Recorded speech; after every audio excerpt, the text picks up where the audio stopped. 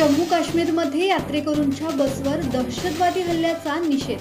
विश्व हिंदू परिषद आणि बजरंग दलाकडून कारवाईची मागणी.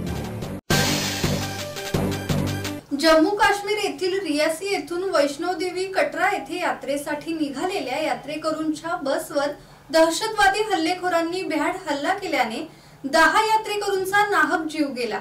या हल्ल्याच्या निषेधार्थ विश्व हिंदू परिषद आणि बजरंग दल आक्रमक झाले असून या घटनेचा निषेध करत खालापूर विभागाच्या वतीने तहसीलदारांना पत्र देऊन या हल्लेखोरांवर कडक कारवाई करण्याची मागणी करण्यात आली आहे. या घटनेचा सर्वत्र निषेध व्यक्त होत असून देशभरात विश्व हिंदू परिषद आणि बजरंग दल आक्रमक झाले असून सर्वत्र निषेध केला जात आहे.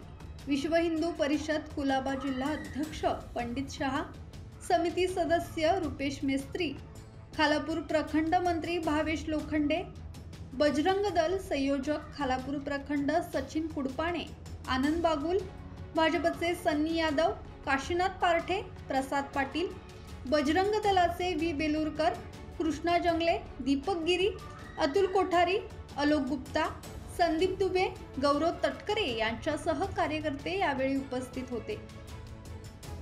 ब्युरो रिपोर्ट, संवाद मराठी लाईव्ह, खालापूर.